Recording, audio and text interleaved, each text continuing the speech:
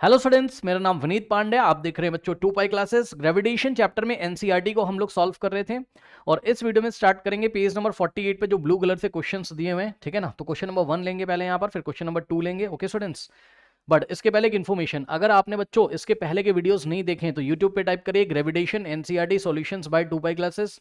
Okay, तो आपको इस चैप्टर का पूरा एनसीईआरटी का प्लेलिस्ट मिल जाएगा। क्वेश्चन को कराते कराते ही मैंने टॉपिक को बहुत डिटेल में समझा दिया है, तो अगर आपने चैप्टर अच्छी तरीके से नहीं भी पढ़ा है, आपके कॉन्सेप्ट नहीं भी क्लियर हैं, तो यहाँ से आपके कॉन्सेप्ट भी बच्चों क्लियर हो जाएंगे। ओके स्टूडेंट्स, इसके अलावा एनसीईआरटी का एनसीईआरटी एग्जाम्पलर, ग्रेविटेशन का एनसीईआरटी एग्जाम्पलर भी मैं आपको सॉल्व करा चुका हूँ। यूट्यूब पे टाइप करिए gravitation NCERT exemplar by 2 pi classes, तो उसका पूरा प्लेलिस्ट आपको मिल जाएगा। एस्चान का सॉल्यूशन जल्दी हम लेके आएंगे। ओके, तो आइए स्टार्ट करते हैं बच्चों आज की क्लास। तो आज की क्लास में क्वेश्चन नंबर 1 कह रहा है कि you find your mass to be 42 kilogram on a weighing machine, is your mass more or less then 42 kilogram. तो ध्यान से चेक करो, पहले समझो वेइंग मशीन का कॉन्सेप्ट क्या होता है, और उससे पहले आप ये समझो जरा कि आर्किमिडीज का प्रिंसिपल क्या होता है। बच्चों ध्यान से चेक कीजिए, और आर्किमिडीज के प्रिंसिपल से पहले आप ये समझो बायएंड फोर्स क्या होता है। तो देखो, मान लो आपके पास कोई लिक्विड है या कोई भी फ्लूइड है, ठीक है ना। फ्लूइड क्या होते हैं? फ्लूइड क्या होते हैं? Which can flow, materials which can flow. Fluids ऐसे मटेरियल होते हैं विच कैन फ्लो।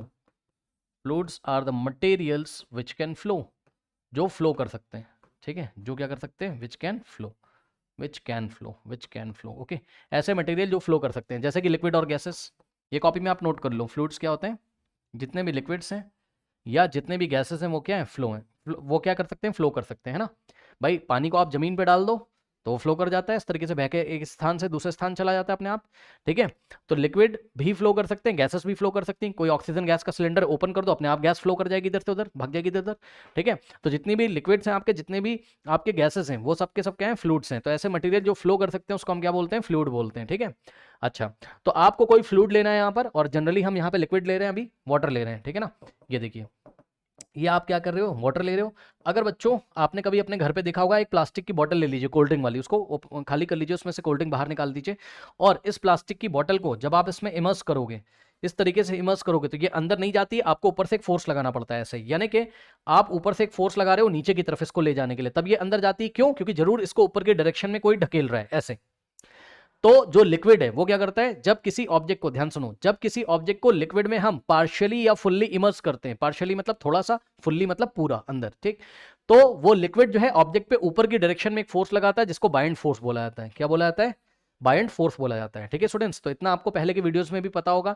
अब ये बाइंड फोर्स को कैलकुलेट कैसे करते हैं, तो फोर्स ऑफ बायंसी कैसे कैलकुलेट करते हैं?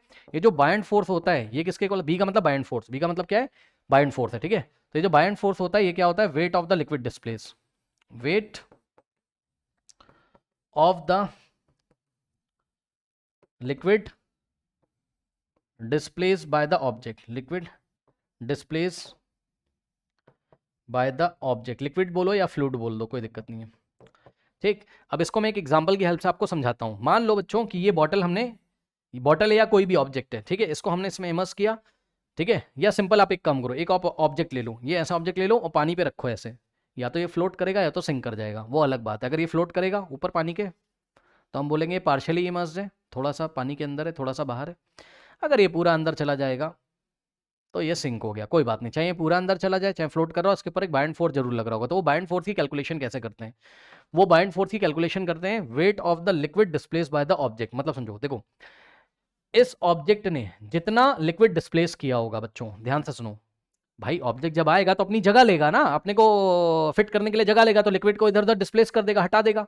तो जितना लिक्विड इसने डिस्प्लेस किया है, उस लिक्विड का वेट निकाल लो, वही बाइंड फोर्स है। मान लो एक ऑब्जेक्ट हमने यहाँ पे, चलो हम ऐसे आपको दिखा देते हैं एकदम आसानी से। ये लीजिए, एकदम आसान डायग्राम बना देते हैं। ये लीजिए,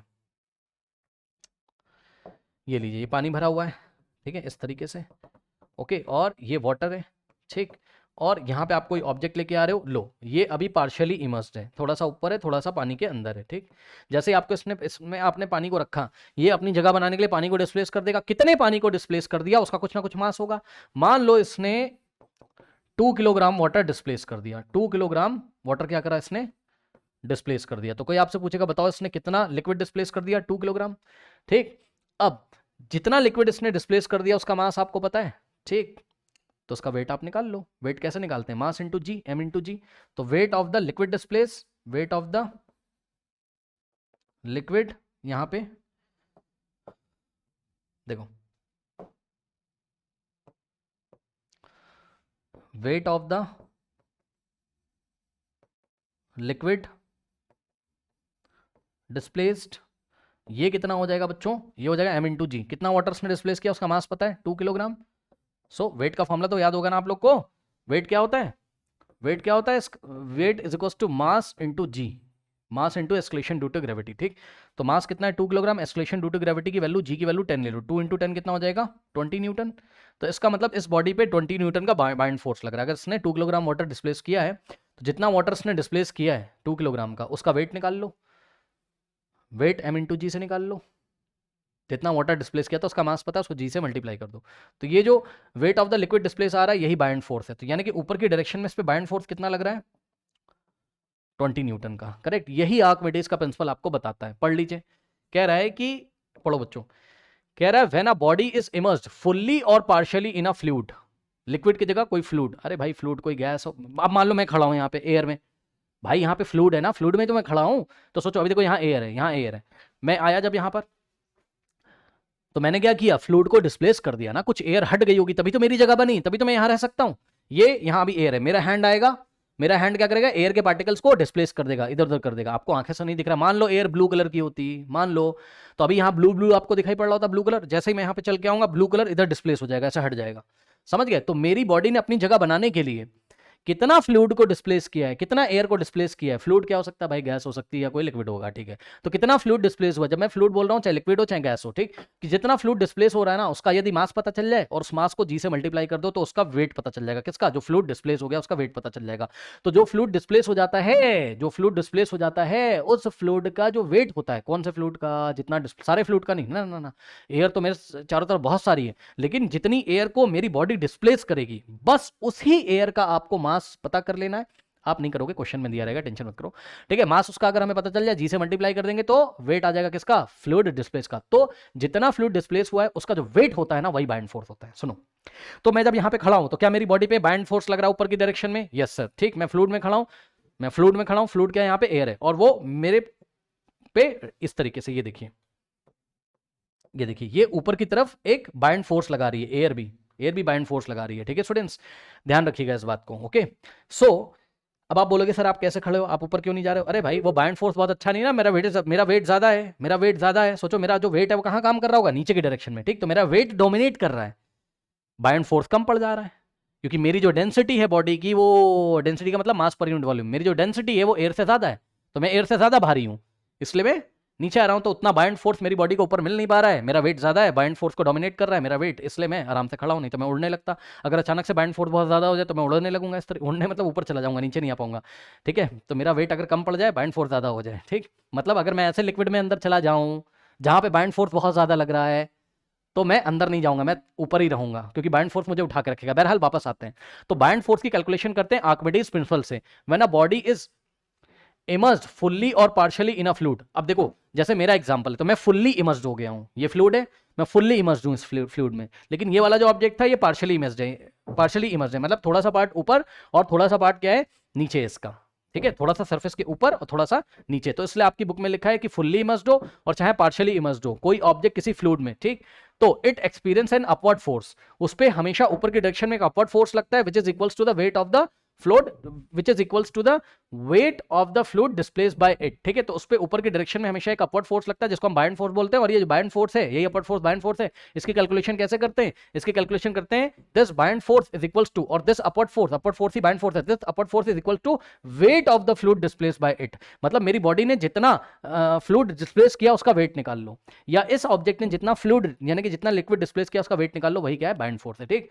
तो ये रही बाइंड फोर्स की कैलकुलेशन, ठीक है। तो आर्किमिडीज किसके बारे में बताता है, आर्किमिडीज बताता है कितना बाइंड फोर्स बॉडी पे लगा है, और उसकी कैलकुलेशन कैसे करते हैं, weight of the liquid displace, या फिर वेट ऑफ द लिक्विड की जगह आप क्या कर सकते हो, लिक्विड की जगह फ्लूइड भी लिख सकते हो, वेट ऑफ द लिक्विड लिख दो, फ्लूइड लिख दो, कुछ भी लिख दो, wait of the fluid displace bye the object, ठीक है। ये चीज हो गई। ओके स्टूडेंट्स, अब इतनी चीजें पहले आप डाइजेस्ट कर लीजिए, फिर मैं आपको वेइंग मशीन के बारे में बताता हूँ, ठीक। नाउ अब देखिए बच्चों वेइंग मशीन के बारे में, नाउ यहाँ पे देखिए इतनी चीजें नोट कर लें, वीडियो पॉज करके स्क्रीनशॉट ले लो स्क्रीनशॉट ले लिया। अब देखो ये जो वेइंग मशीन होती है आपकी, ओके स्टूडेंट्स, तो ये वेइंग मशीन, पहली बात तो आपको बता दूं कि देखो ये जो वेइंग मशीन होती है तो ये जो रीडिंग देती है ना आपको, जैसे इसने बोला, वेइंग मशीन ने बोला भैया आपका आपका वेट कितना है 40 किलोग्राम, तो 40 किलोग्राम का मतलब क्या है, ये वेट के बारे में बात कर रहा है बच्चों। देखो आपकी बुक में नहीं दिया लेकिन मैं आपको बता दूं कि वेट का, देखो वेट का फॉर्मूला तो ये चलो आपको पता, आपकी बुक में दिया है, mass into acceleration due to gravity. तो होता क्या होगा, मास कुछ ना कुछ होता होगा, ठीक है। लेट अस से मास किसी बॉडी का 5 किलोग्राम है, ठीक, और एक्सलेशन ड्यू टू ग्रेविटी मान लो 10 मीटर पर सेकंड स्क्वायर ले लिया, ठीक है ना। तो ध्यान से चेक करो, 5 10 कितना हो गया 50, और किलोग्राम मीटर पर सेकंड स्क्वायर। ओके स्टूडेंट्स, तो यहां से कितना आ जाएगा 50 किलोग्राम मीटर पर सेकंड, यानी कि 50 न्यूटन का वेट है।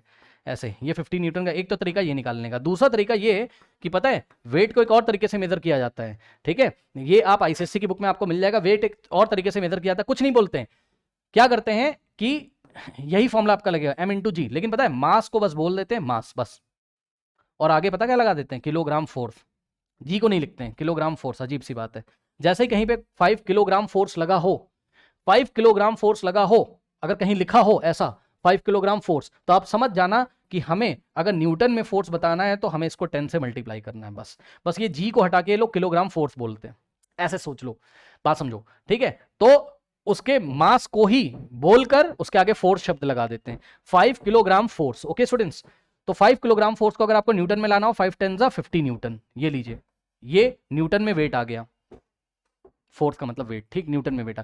बात एक दो एग्जांपल पहले आपको दे देता हूं। मान लो बच्चों वेट लिखने के दो तरीके हैं। देखो किसी ने अगर लिख दिया 42 किलोग्राम, समझ लेना जरा, 42 किलोग्राम वेट बोल दिया, देखो जैसा कि बोला गया वेट 40 किलोग्राम वेट, ठीक है, वेट का मतलब 40 किलोग्राम फोर्स, ये लीजिए 40 किलोग्राम फोर्स का मतलब, अगर आपको नहीं समझ में आ रहा है तो जब भी 40, देखो बात समझो बच्चों, अगर केवल क्या लिखा है 40 किलोग्राम लिखा है तो वो बात कर रहा है मास की, ये अलग बात है, ये क्वांटिटी ऑफ मैटर है। लेकिन अगर कहीं लिख रहा है 40 किलोग्राम वेट बोल रहा है कोई, या आपको बोल रहा है क्या 40 किलोग्राम फोर्स बोल रहा है, तो इसका मतलब है 40 किलोग्राम वेट या 40 किलोग्राम फोर्स का मतलब है कि 40 या 42 कुछ भी लिखा हो, यानी कि 42 को आपको जी से मल्टीप्लाई करना है, यानी कि ये मास दिया हुआ है और जी से मल्टीप्लाई करके तब न्यूटन में आएगा, यानी कि 420 न्यूटन, ये लीजिए, है ना। 42 किलोग्राम वेट का मतलब क्या है 442 इंटू 10, यानी कि कितना आ जाएगा 420 न्यूटन, ये बात होती है। तो शॉर्ट में हम लोग ऐसे बोलते हैं 42 किलोग्राम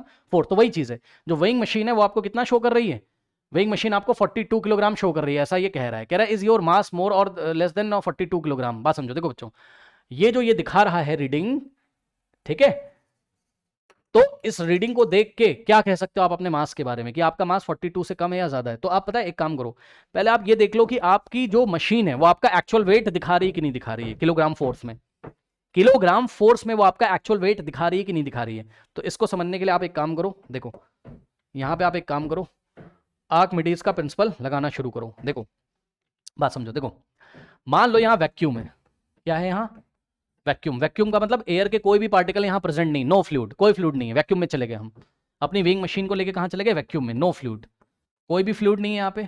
अब अगर कोई भी फ्लूइड नहीं है, ठीक है, ये मशीन है और मशीन पे आप खड़े हो गए, ठीक है, तो बच्चों ध्यान से चेक करो, मशीन पे आप खड़े हो गए तो ये अब आपका एक्चुअल वेट दे रहा है, पता है क्योंकि आपका वेट कहां लग रहा है नीचे की डायरेक्शन में, तो ये आपका वेट मेजर कर लेगी मशीन, ठीक है, ये आपका वेट मेजर कर लेगी मशीन, ठीक है। तो यहाँ पे आपको एक्चुअल वेट मिलेगा, क्यों सर, क्योंकि बच्चों एक्चुअल वेट मिलेगा आपको, एक्चुअल वेट मिलेगा आपको, ठीक है, सुन लो ध्यान से, क्योंकि सर ऊपर जो है ऊपर की डायरेक्शन में ये फ्लूइड ऊपर की डायरेक्शन में क्या लगाता है बाइंड फोर्स, लेकिन यहाँ पर बाइंड फोर्स कितना हो गया 0, लो, अरे भैया फ्लूइड ही नहीं है, जब फ्लूइड ही नहीं है बाइंड फोर्स कौन लगाता है, कोई फ्लूइड लगाता है, कोई एयर वेयर कुछ नहीं है, वैक्यूम में कोई पार्टिकल नहीं है एयर के, कोई लिक्विड नहीं है, कुछ नहीं है, कोई एयर नहीं है, कोई गैस नहीं है, तो बाइंड फोर्स हो गया 0।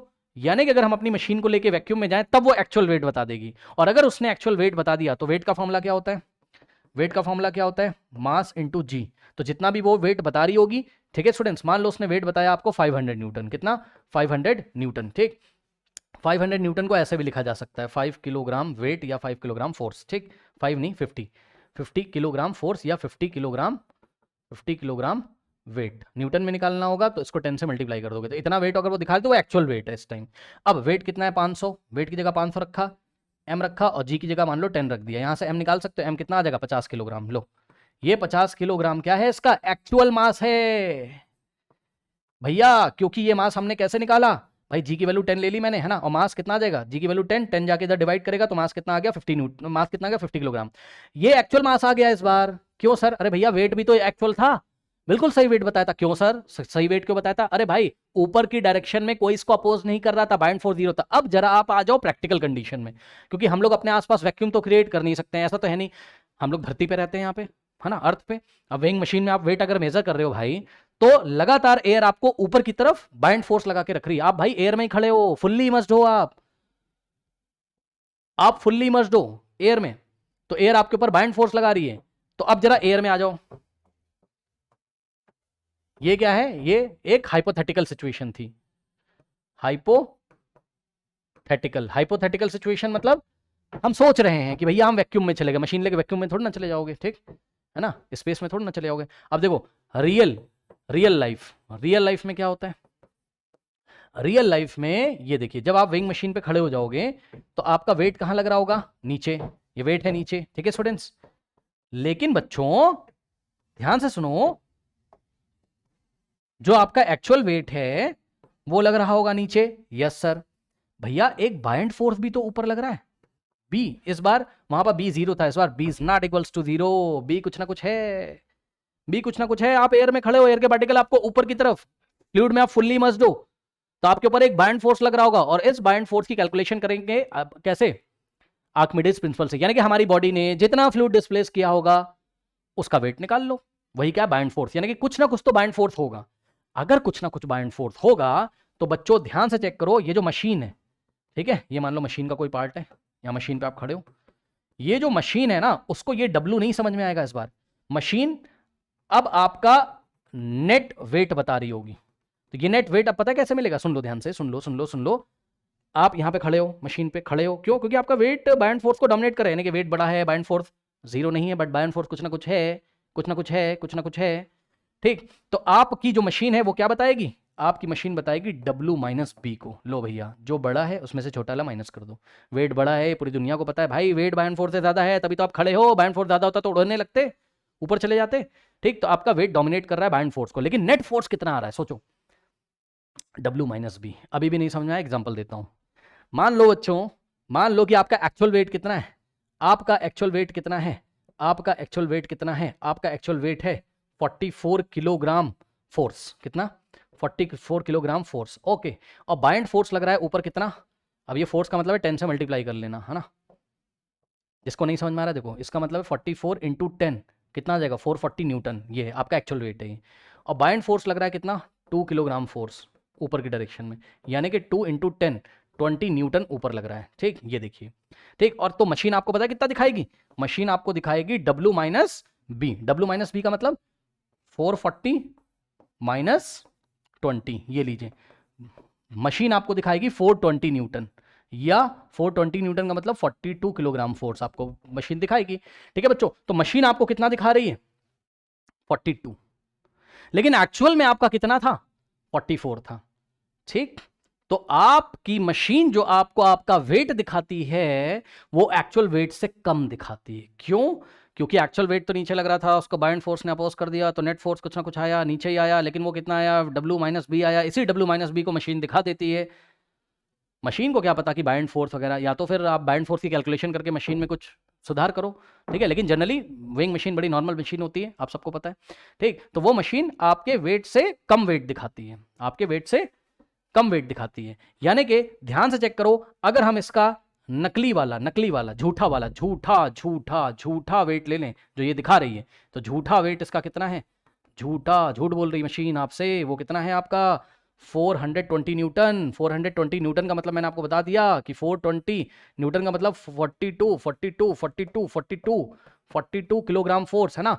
अब ये देखिए, ये वेट आपको मशीन आपकी दिखा रही है, तो वेट बराबर क्या होता है? वेट बराबर 420 बराबर, वेट बराबर क्या होता है? मास इंटू जी होता है। जी की वैल्यू 10 आके इधर डिवाइड करेगा, तो मास बराबर कितना? 42 किलोग्राम। यानी कि मशीन आपको झूठ बोल रही है, उसके अकॉर्डिंग आपका मास कितना है? 42 किलोग्राम। लेकिन एक्चुअल में वेट कितना है? एक्चुअल में वेट कितना है? 440 न्यूटन। तो एक्चुअल में अगर आप अपना मास निकालोगे तो कैसे निकालोगे बच्चों? कैलकुलेशन करिए एक्चुअल में। यहाँ पे जाके कर रहे हैं, तो कितना आ जाएगा? जो एक्चुअल वेट है 440, उसको अगर हम m इंटू जी के इक्वल रखें, ठीक, तो कितना आ जाएगा? m जी को 10 रखो, 10 जाके इधर डिवाइड करेगा, तो m कितना आ जाएगा आपका? 44।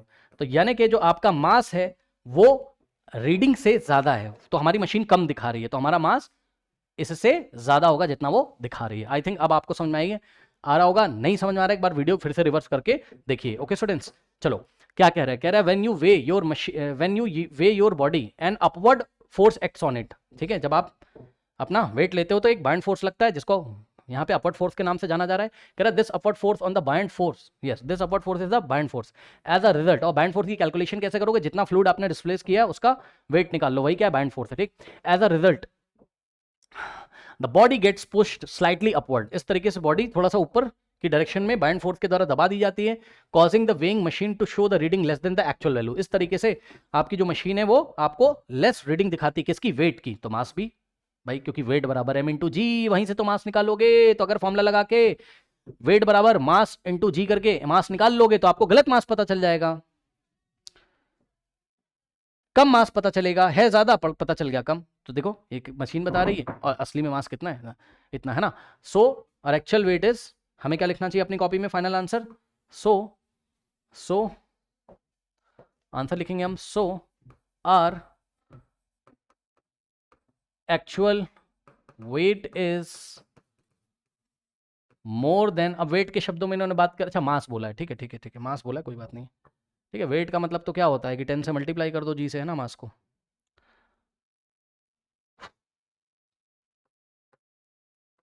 सो यहां पे हम क्या लिखेंगे, our actual mass is more than, our actual mass is more than 42 kilogram. Okay students, ये चीज है। एक बात यहां पे और आपसे पूछना चाहता हूं, अगर आपसे कोई ये पूछे कि जैसे यही वाले एग्जांपल में है ना, आपसे कोई बोले कि भाई बाइंड फोर्स कितना दिया है यहाँ पे 2 किलोग्राम, तो बताओ कितना फ्लूइड डिस्प्लेस हो गया होगा।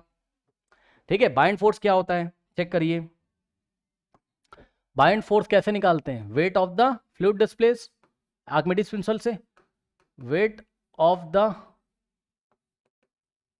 Fluid displace. तो अगर हम आपसे पूछें कि कितना फ्लूइड का कितना मास डिस्प्लेस हो गया होगा, कोई दिक्कत नहीं, यहाँ बाइंड फोर्स रखो, बाइंड फोर्स कितना है, कहाँ गया, 2 किलोग्राम फोर्स, 2 किलोग्राम फोर्स का मतलब 20 है ना, 10 से मल्टीप्लाई करोगे 20 न्यूटन, सो 20 न्यूटन बाइंड फोर्स हो गया। वेट का फॉर्मूला क्या होता है, m इंटू जी। ठीक है, अब जी कितना है, 10, 10 आके डिवाइड लगाएगा, मास कितना आ जाएगा 2 किलोग्राम, ये लो।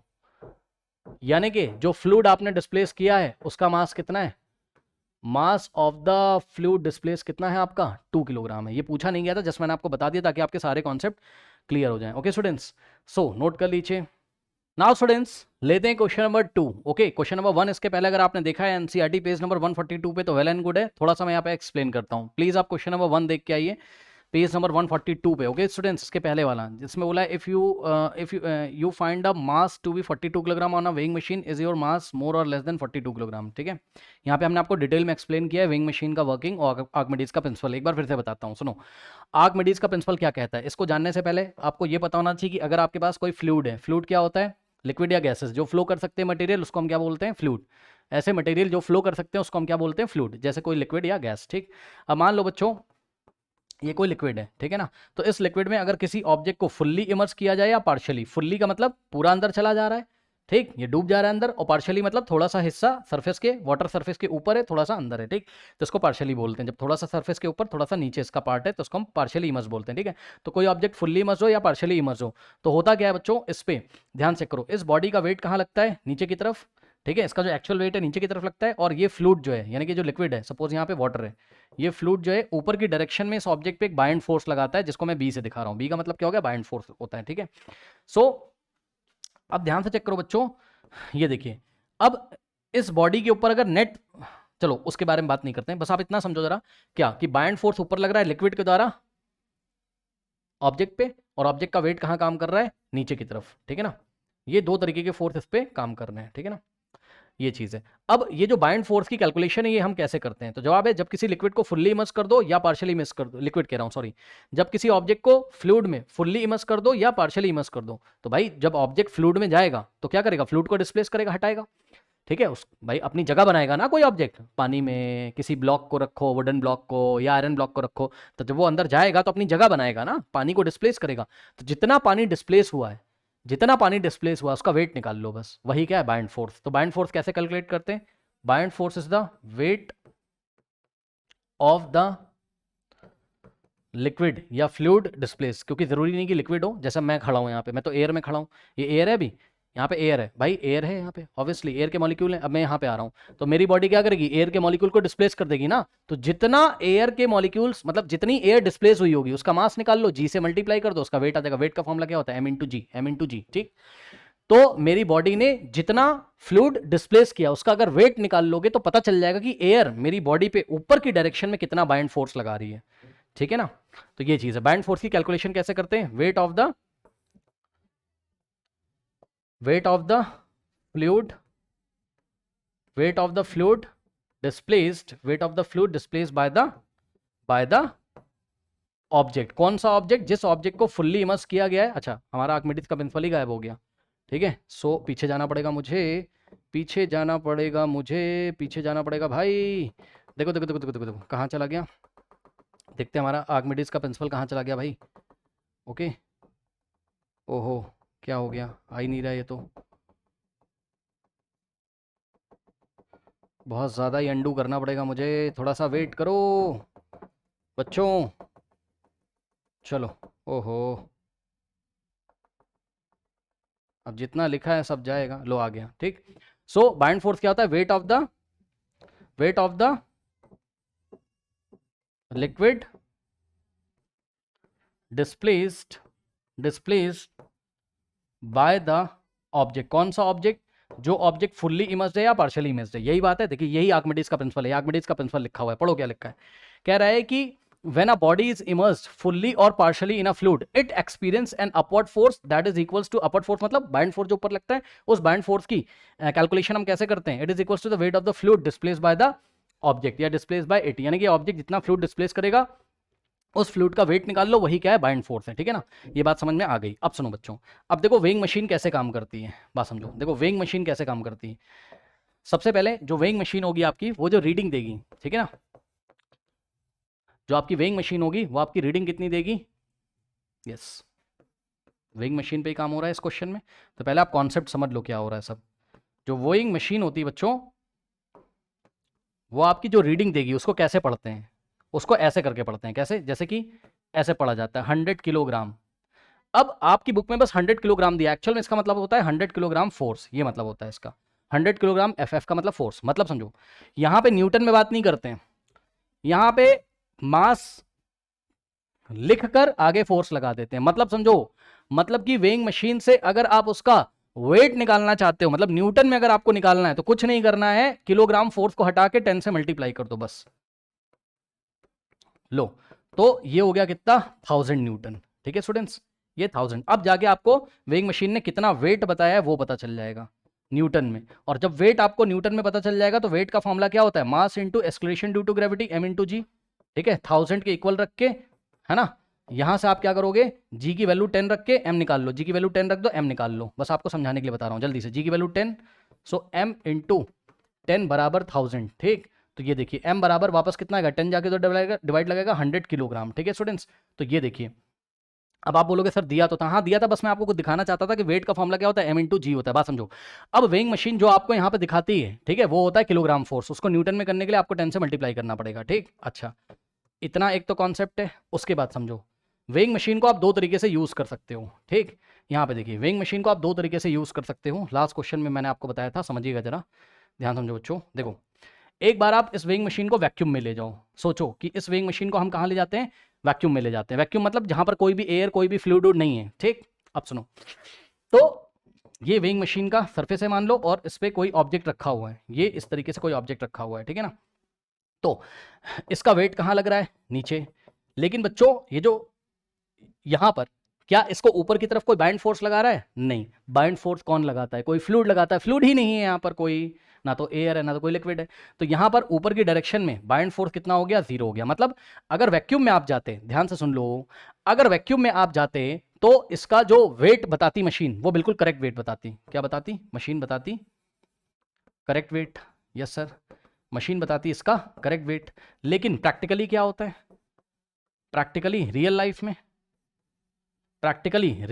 क्या होता है, रियल लाइफ में बच्चों, यहां पे कोई बंदा यदि खड़ा है वेइंग मशीन पे, तो इसका वेट कहां काम करता है, नीचे। Weight is equals to m into g, तो इसका वेट काम करता है नीचे की डायरेक्शन में, और एयर के जो पार्टिकल होंगे इस पे बाइंड फोर्स लगाएंगे ऊपर। अब b is not equals to 0, b की वैल्यू कुछ ना कुछ होगी क्योंकि फ्लूइड मौजूद है आसपास, ये देखिए। और ये बाइंड फोर्स कैसे निकालोगे, आप आए एयर में खड़े वैसे मशीन के ऊपर, भाई एयर एयर ही तो है आसपास, तो आपने क्या किया, एयर के पार्टिकल को डिस्प्लेस कर दिया, ठीक। आपने फ्लूइड को डिस्प्लेस किया, तो जितने फ्लूइड को डिस्प्लेस किया उसका जो वेट है वही बाइंड फोर्स है। वहां तो कोई फ्लूइड ही नहीं था, तो किसी को आपने डिस्प्लेस नहीं किया, तो आपके ऊपर कोई बाइंड फोर्स नहीं लगा।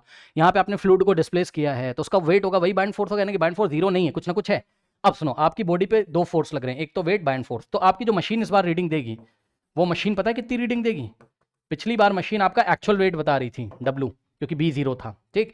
इस बार मशीन आपको W माइनस बी बताएगी। कितना बताएगी? W माइनस बी बताएगी, चेक कर लो, W माइनस बी बताएगी। तो आपका वेट कितना हो जाएगा? W माइनस बी हो जाएगा बच्चों। इस बार कुछ सोचो ना, आप खड़े तो हो ना फाइनली, यानी कि वेट आपको नीचे खींच के रख रहा है, ऐसे सोचो, आपका जो एक्चुअल वेट है, लेकिन बाइंड ऊपर दबा रहा है आपको। तो आपका जो नेट फोर्स है आपकी बॉडी पे वो कितना आ रहा है? W माइनस बी आ रहा है, ठीक है, ये आपका नेट फोर्स है। तो आपकी मशीन आपको W माइनस बी दिखाएगी। अब W माइनस बी की जो वेट है, ठीक है, ये आपको दिखाता है this is not true weight, ये आपका ट्रू वेट नहीं है। और अगर ये ट्रू वेट नहीं है तो इस वेट को, ये जो कुछ भी आएगा, इसको अगर हम m इंटू जी के सामने रख के कैलकुलेट करेंगे, तो यहां से जो मास मिलेगा m is equals to W minus B by g वाला जो भी मिले, ठीक है ना, वो आपका मास क्या होगा? नॉट ट्रू, वो आपका नॉट ट्रू, वो आपका ट्रू मास नहीं होगा, वो आपका ट्रू मास नहीं होगा, क्योंकि आपने उसको ट्रू वेट से नहीं निकाला है, फॉल्स वेट से निकाला है, W माइनस बी से निकाला है आपने उसको, ठीक है ना।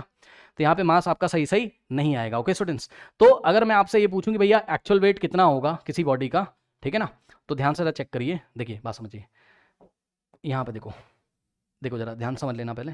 देखो ये जो आपका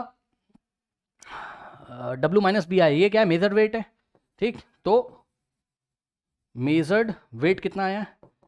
मेजर वेट कितना है आपका?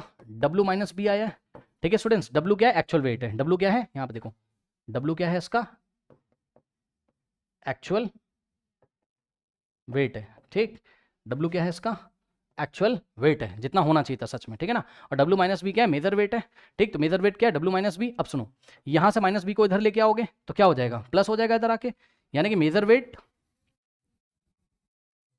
मेजर्ड वेट, और माइनस बी को इधर लेके आओगे तो plus b is equals to W आ गया, यानी कि W क्या है? Actual weight. तो देखो actual weight is equals to measure weight plus buoyant force, यही लिखा हुआ है, पढ़ो पढ़ो पढ़ो पढ़ो, यही लिखा है, ये देखो ना, ये क्या है? Actual weight. Actual weight is equals to measure weight plus buoyant force, actual weight is equals to measure weight plus buoyant force, ठीक है। एक तो ये चीज आपको ध्यान रखनी कि एक्चुअल वेट कैसे मिलता है हमको? मेजर वेट और प्लस बाइंड फोर्स से मिलता है हमको एक्चुअल वेट, ठीक है स्टूडेंट्स। तो ये चीज है, ओके। अब ध्यान से सुनिएगा मेरी बात। देखो बच्चों, देखो, अगर मेजर वेट फिक्स हो, आई रिपीट, अगर मेजर वेट कैसा हो जाए? फिक्स हो जाए। आपने दो ऑब्जेक्ट लिए, दोनों का मेजर वेट कैसा है? फिक्स है, ठीक है। जैसे कि आप अपने क्वेश्चन को देखो, इन्होंने कहा if you have a bag of cotton and iron bar, ठीक। बैग ऑफ कॉटन कैसा दिखाई पड़ेगा? बैग ऑफ कॉटन कैसा दिखाई पड़ेगा? डायग्राम बनाओ बैग ऑफ कॉटन का। ये कॉटन का बैग है, ये इस तरीके से, ये कॉटन भरी हुई, भाई रुई जो होती है वो खूब फैली फैली रहती है ना ऐसे, अरे भाई कॉटन नहीं देखा, खूब फैल के रहती है, वो बहुत ज्यादा वॉल्यूम लेती है। तो ये कॉटन बैग ने इतना वॉल्यूम लिया, ये देखिए इसका वॉल्यूम बहुत ज्यादा है, इसका वॉल्यूम बहुत ज्यादा है कॉटन बैग का, कॉटन बैग का वॉल्यूम बहुत ज्यादा है सर। और आयरन बार, ये आयरन बार है, लो बेचारी आयरन बार है ये, और जो आयरन बार है इसका वॉल्यूम कम है, ये आयरन बार है, ये आयरन बार है, और इसका वॉल्यूम क्या है? लेस है, इसका वॉल्यूम क्या है? लेस है। ध्यान से सुन लेना मेरी बात, इसका वॉल्यूम लेस है, साफ साफ आपको दिखाई पड़ा। कौन ज्यादा स्पेस ऑक्यूपाई करेगा? कॉटन का बैग। कौन लेस स्पेस ऑक्यूपाई करेगा? आयरन का बार, आयरन की कोई रॉड है वो कम स्पेस ऑक्यूपाई करेगी, भैया चेक कर लो, ये आयरन की रॉड है और ये बड़ा सा बैग है, कौन ज्यादा स्पेस ऑक्यूपाई करेगा? आयरन, सॉरी कॉटन का बैग, कॉटन का बैग ज्यादा स्पेस ऑक्यूपाई करेगा, आयरन का रॉड कम स्पेस ऑक्यूपाई करेगा। मतलब समझो, अगर आप अपनी मशीन पे ले जाके कॉटन बैग रखो और आयरन का रॉड रखो, बताओ कौन ज्यादा फ्लूइड डिस्प्लेस करेगा? कौन अपनी जगह बनाने के लिए ज्यादा एयर को डिस्प्लेस करेगा? बताओ कौन कौन कौन, किसको ज्यादा जगह चाहिए? भाई यहाँ एयर है, कॉटन का बैग लाके रखो तो कॉटन का बैग ये इतनी सारी एयर को डिस्प्लेस करेगा और अपनी जगह बना लेगा। आयरन का रॉड केवल इतनी सी जगह की एयर को डिस्प्लेस करेगा। किसने ज्यादा एयर डिस्प्लेस करी? किसने? कॉटन ने। तो इसने, कॉटन ने क्या किया? कॉटन डिस्प्लेसेस, नोट करते हैं यहां पे, ठीक है। कॉटन ने क्या किया? कॉटन ने मोर फ्लूइड डिस्प्लेस किया है, मोर फ्लूइड क्या किया है, डिस्प्लेस किया है। बच्चों बायंड फोर्स कितना होता है, बायंड फोर्स होता है इक्वल किसके, wait of the fluid displace. अब जिसने ज्यादा फ्लूइड डिस्प्लेस किया है, ज्यादा फ्लूइड का मतलब फ्लूइड का वेट भी ज्यादा होगा। भाई आर्किमिडीज प्रिंसिपल से बायंड फोर्स कैसे निकालते हैं, आर्किमिडीज प्रिंसिपल से देखो आर्किमिडीज प्रिंसिपल से ये जो बायंड फोर्स है कैसे निकालते हो, buoyant force is the weight of the fluid displace, wait of the fluid displace, concept समझ लेना, wait of the fluid displace. अब बताओ किसने ज्यादा फ्लूइड डिस्प्लेस किया है, कॉटन ने, इसलिए इसका बाइंड फोर्स कैसा होगा, ज्यादा होगा। ठीक, इसलिए इसका बाइंड फोर्स कैसा होगा, ज्यादा होगा। ठीक, तो यहां पे देखो इसका बाइंड फोर्स एरो ऊपर लगा दिया, मतलब ज्यादा होगा। ठीक, बाइंड फोर्स मोर, बाइंड फोर्स मोर। अब यहां पे देखो आयरन ने क्या किया है, आयरन ने क्या किया है, आयरन बार जो था, आयरन बार जो था उसने क्या किया, उसने लेस फ्लूइड डिस्प्लेस किया है, लेस फ्लूइड यानी कि एयर डिस्प्लेस करी है। जिसने लेस फ्लूइड डिस्प्लेस किया है तो जितना डिस्प्लेस फ्लूइड होगा उसका वेट निकाल लो, तो वेट भी कम आएगा, यानी कि बाइंड फोर्स कम आएगा। ठीक है, क्योंकि बाइंड फोर्स क्या होता है, wait of the fluid displace. तो फ्लूइड डिस्प्लेस अगर लेस है तो बाइंड फोर्स भी लेस आएगा, तो बाइंड फोर्स यहाँ पे क्या हो जाएगा, लेस हो जाएगा। ठीक, बाइंड फोर्स क्या हो जाएगा, लेस हो जाएगा। अब सुनो यहाँ पे आ जाओ, एक्चुअल वेट का फॉर्मूला क्या है, measure weight plus buoyant force. सुन लो, एक्चुअल वेट किसका ज्यादा होगा, ध्यान सुनो, एक्चुअल वेट किस, देखो मेजर वेट तो यहाँ फिक्स है, क्वेश्चन पढ़ो, क्वेश्चन पढ़ो। कह रहा है कि if you have a cotton bag and iron bag each indicating mass of 100 kilogram when measured on a weighing machine. जब आप वेइंग मशीन पे मेजर कर रहे हो, वेइंग मशीन पे जब आप मेजर कर रहे हो तो दोनों कितना वेट आपको दिखा रहे हैं, 100 किलोग्राम। 100 किलोग्राम का मतलब समझ रहे हो ना, 100 किलोग्राम का मतलब होता है 100 किलोग्राम फोर्स। ठीक, 100 किलोग्राम का मतलब होता है 100 किलोग्राम फोर्स, यानी कि इसको 10 से मल्टीप्लाई करोगे तो न्यूटन में पता चल जाएगा। तो दोनों कितना न्यूटन दिखा रहे हैं आपको, 1000 न्यूटन दिखा रहे हैं दोनों। ठीक, यानी कि दोनों का मेजर वेट फिक्स हो गया, दोनों का मेजर वेट क्या हो गया, फिक्स हो गया। ठीक है, अब सुनो, अब किसका एक्चुअल वेट ज्यादा होगा, ध्यान सुन लो, जिसका एक्चुअल वेट ज्यादा होगा ना भैया उसी का मास ज्यादा होगा। आई रिपीट, जिसका एक्चुअल वेट ज्यादा होगा उसी का मास ज्यादा होगा, क्योंकि वेट का फॉर्मूला क्या होता है, m इंटू जी, जी तो फिक्स हो गया, जिसका मास ज्यादा होगा उसका वेट ज्यादा होगा। सुन लो मैं क्या कह रहा हूं आपसे, मैं कह रहा हूं कि जो एक्चुअल वेट होगा, सुन लो एक्चुअल वेट कैसे निकाला गया होगा, सोचो, मास इंटू जी से, मास इंटू जी का मतलब acceleration due to gravity, weight निकालने का फॉर्मूला पता है ना, मास इंटू जी। ठीक, तो एक्चुअल वेट जिसका ज्यादा होगा ना, जी तो फिक्स है, कांस्टेंट है, उसका मास भी ज्यादा होगा। तो अब आपको कंपटीशन करना है कि किसका मास ज्यादा है, वेइंग मशीन पे दोनों का जो वेट है वो कितना आ रहा है, 100 किलोग्राम फोर्स, कॉटन का भी और आयरन बार का भी। अब आपको बताना किसका मास ज्यादा है, यही तो क्वेश्चन है। In reality one is heavier than the other, सच में एक दूसरे से हैवी है रियलिटी में। कह रहा है कैन यू से which one is heavier and why, यानी कि कौन हैवी है और क्यों एक्चुअल में। एक्चुअल मतलब जब आप उसको वैक्यूम में ले जाओगे, जब बाइंड फोर्स कितना होगा, 0 होगा, तब कौन सा हैवी है और कौन सा लाइटर है। तो पता है मैं आपको बता दूं, एक्चुअल वेट निकाल लो, एक्चुअल वेट निकाल लो, जिसका एक्चुअल वेट ज्यादा आएगा वो हैवी होगा। और एक्चुअल वेट किसका ज्यादा आएगा, यहां से देखो, मेजर वेट तो दोनों के फिक्स हो गए।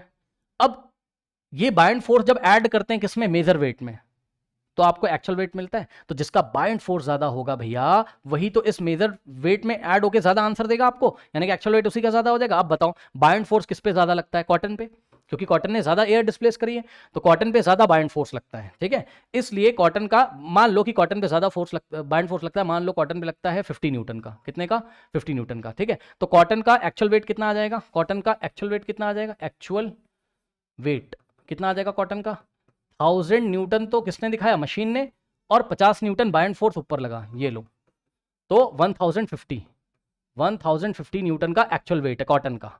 अब यहां पे आ जाओ आयरन बार में, आयरन बार का मेजर वेट कितना है, 1000 है, और प्लस मान लो यहाँ बाइंड फोर्स ओनली 25 न्यूटन लग रहा है, 25 न्यूटन मान लो ओनली। ठीक, तो यहाँ पे ओनली 25 न्यूटन लग रहा है, तो अब यहाँ पे आंसर कितना रहा, 1025 न्यूटन। तो इसका एक्चुअल वेट कितना हो गया, इसका एक्चुअल वेट हो गया 1025 न्यूटन इसका, और इसका हो गया 1050 न्यूटन। ठीक, क्योंकि यहाँ बाइंड फोर्स ज्यादा था इसलिए इसका एक्चुअल वेट ज्यादा आएगा। ठीक है, ये चीज तो फिक्स हो गई, समझ रहे हो ना, ये चीज फिक्स हो गई, कितनी, 1000 न्यूटन, बाइंड फोर्स 50 किसके लिए, कॉटन के लिए। ठीक, और तो 1050 आएगा एक्चुअल वेट किसका, कॉटन का। ठीक, अब सुनो, आयरन के लिए 1000 तो यहाँ पे फिक्स हो गया। ठीक, और बाइंड फोर्स कितना है, 25 है आयरन पे ऊपर की तरफ। ठीक, तो 1025 तो एक्चुअल वेट हो गया आयरन का कम। ठीक है, तो अब किसका एक्चुअल वेट ज्यादा है, कॉटन का, कॉटन का एक्चुअल वेट क्या है, ज्यादा है। तो कॉटन का अगर एक्चुअल वेट ज्यादा है तो उसका एक्चुअल मास भी ज्यादा होगा, सही है ना। तो देखा आपने कि अगर वेइंग मशीन आपके दो ऑब्जेक्ट का वेट सेम सेम दिखा रही है तो ये मत समझ लेना कि दोनों के मास भी सेम है, क्या पता उसमें से एक हैवियर हो एक लाइटर हो। तो आपको ये चेक करना है कि किसमें बाय एंड फोर्स ज्यादा है। जिसमें बाय एंड फोर्स ज्यादा लग रहा होगा, क्यों लग रहा होगा, क्योंकि उसका वॉल्यूम ज्यादा होगा, उसने ज्यादा एयर डिस्प्लेस करी होगी। तो जिसमें बाय एंड फोर्स ज्यादा लग रहा होगा उसका एक्चुअल वेट ज्यादा होगा, क्योंकि ये चीज तो फिक्स हो जाती है और बाय एंड फोर्स एडअप होके मेजर वेट में आपको एक्चुअल वेट देता है। तो एक्चुअल वेट डिपेंड करता है किसके ऊपर, बाय एंड फोर्स के ऊपर, ध्यान रखिएगा, ठीक है। तो बस यहाँ पे जो कॉटन है वो आपकी भारी है ना। अब अजीब सी बात है, कोई बच्चा सोचेगा कि कॉटन कैसे भारी होगी, क्यों नहीं भारी हो जाएगी भाई, हो सकती है बिल्कुल, उसमें क्वांटिटी ऑफ मैटर क्या है, ज्यादा है, होगा, क्वांटिटी ऑफ मैटर ज्यादा होगा। ठीक, अब पढ़ लीजिए एग्जाम में क्या लिखना है। तो ये कॉन्सेप्ट मैंने आपको बता दिया है। और एक बात और बता दूं कि जो यहां पर आपका एक्चुअल वेट आया है किसका, कॉटन का, ठीक, तो यहां से अगर आप मास की कैलकुलेशन करोगे, चेक करो यहां से देखो 1050, ये एक्चुअल वेट है। वेट का फॉर्मूला क्या होता है, m इंटू जी, जी कितना है 10, 10 जाके इधर डिवाइड लगाएगा तो मास आ जाएगा कॉटन का कितना 105 किलोग्राम। लो ये कॉटन का मास है, ठीक, ये कॉटन का है। और आयरन के लिए, आयरन के लिए, आयरन के लिए एक्चुअल वेट कितना है 1025, इसको m इंटू जी के इक्वल रखोगे, m इंटू जी, जी कितना है 10, 10 आके इधर डिवाइड करेगा तो मास आयरन का कितना आ जाएगा 102.5 न्यूटन, न्यूटन कह रहा हूँ सॉरी, किलोग्राम। ये लो आयरन हो गया हल्का, आयरन हो गया हल्का 102.5 किलोग्राम का, और कॉटन हो गया भारी 105 किलोग्राम का, ठीक। तो बस यही आंसर आपको यहाँ पर लिखना है। देखिए कैसे लिखना है, कह रहा था cotton, the bag of the cotton is heavier then that of the iron बार। पहले हमने बता दिया कॉटन भैया भारी होगा आयरन से, क्यों, this is because the surface area, surface area की जगह वॉल्यूम लिखो, सर्फेस एरिया को कट करो वॉल्यूम लिखो, सर्फेस एरिया की जगह बच्चों वॉल्यूम लिखेंगे, because volume of the cotton bag is larger than the iron, तो इसका वॉल्यूम ज्यादा है, तो hence more bind force x on the bag, इसलिए बैग पे ज्यादा बाइंड फोर्स लगेगा, क्योंकि वो ज्यादा एयर डिस्प्लेस करेगी। आर्किमिडीज के प्रिंसिपल के अकॉर्डिंग जो ज्यादा एयर डिस्प्लेस करेगा तो उसके द्वारा डिस्प्लेस फ्लूइड का वेट भी ज्यादा होगा, डिस्प्लेस फ्लूइड का वेट ही क्या होता है, बाइंड फोर्स होता है। This makes the cotton bag heavier than the actual value, ठीक है। इस तरीके से एक्चुअल वैल्यू से कॉटन बैग जो है इस फॉर्मूले से एक्चुअल वेट उसका ज्यादा हो जाएगा। For this reason the iron bar and the bag of the cotton show the same mass on the weighing machine, ठीक है। दोनों वेइंग मशीन पे सेम मास की जगह आप वेट कर सकते हो, दोनों सेम वेट दिखाते हैं, ठीक, वेइंग मशीन पे, but actually the mass of the cotton bag is more then that of the iron बार। इस वीडियो को एक बार फिर से रिवर्स करके देखिएगा बच्चों, ओके, तो आपको कॉन्सेप्ट समझ में आएगा। फिर से एक बात बता दे रहा हूं, अगर आपने इसके पहले वाला क्वेश्चन नहीं देखा है, हो सके तो क्वेश्चन नंबर 1 और क्वेश्चन नंबर 2 को साथ साथ देखिए, आपको और अच्छी तरीके से फील आएगा। चलिए बढ़ते हैं नेक्स्ट क्वेश्चन की तरफ।